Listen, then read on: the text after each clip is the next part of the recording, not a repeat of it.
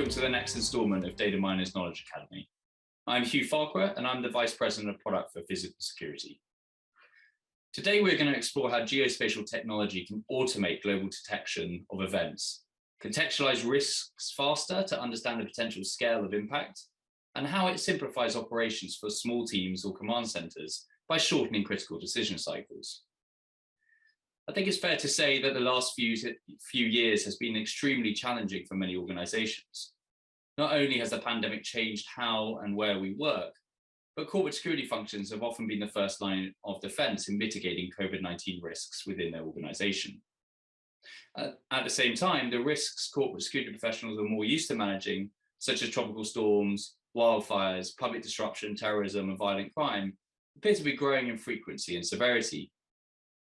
In 2021, there were $47 billion weather disaster events globally, with total damage reaching over $329 billion, making 2021 the third costliest year on record, according to Aon Insurance. But the last year has not been an anomaly. From 2000 to 2019, the UN Office for Disaster Risk Reduction has reported that destructive storms have increased by 40%, extreme weather events increased 82%, and major flood events increased 134% compared to the period 1980 to 1999. The last year has also seen a surge in public disorder, some born out of frustration of COVID-19 lockdown measures implemented by governments the world over, but others more concerningly driven by growing inequality, the lack of government transparency, or the suppression of human rights.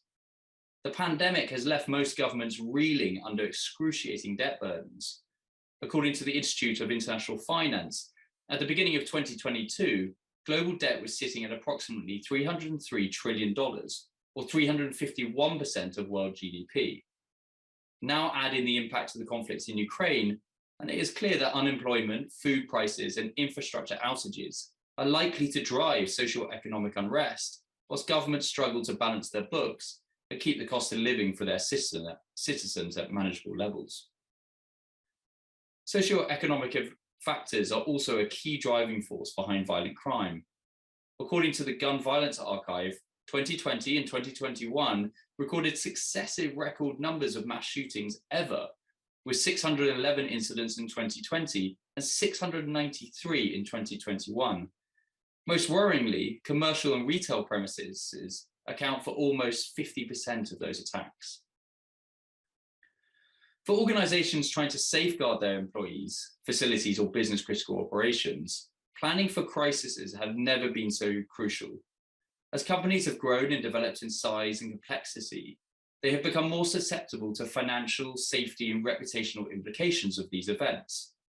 According to a survey of senior executives by Deloitte, 56% believe their organization is inadequately prepared for these crises. Yet 93% of senior executives believe organizations could prepare for a crisis or an unplanned event. This disparity between the organization's current and possible crisis resilience is down to insufficient consideration of assets, risks, response, and after-action procedures within their existing security protocols. Before an organization can understand how an event might impact their operations or the life safety of their staff, they must consider two crucial factors. First, what their assets are, and second, where those assets are located. Identifying the full scale of an organization's assets is complex but essential.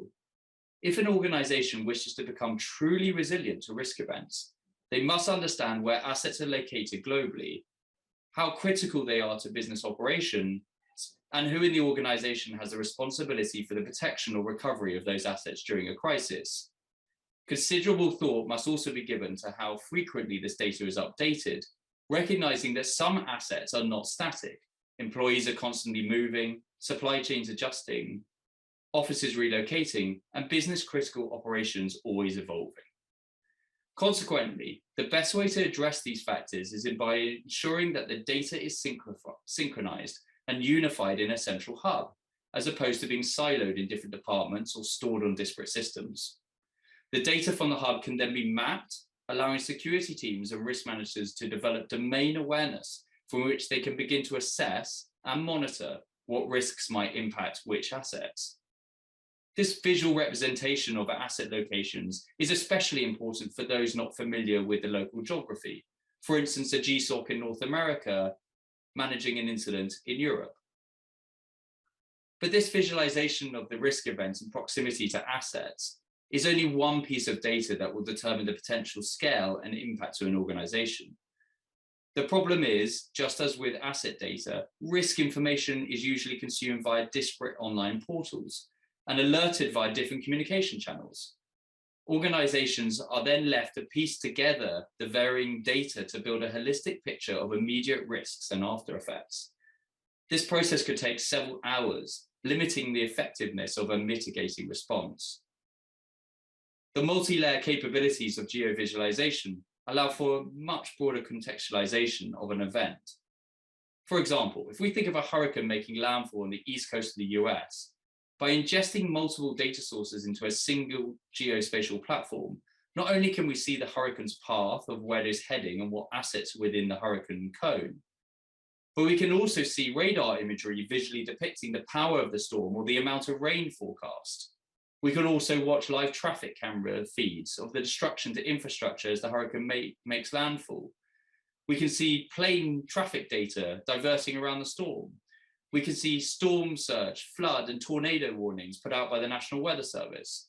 We can track river sensor levels for flooding. We can see power outages starting to occur. And we can view evacuation routes and emergency public shelters opening from local and federal response agencies.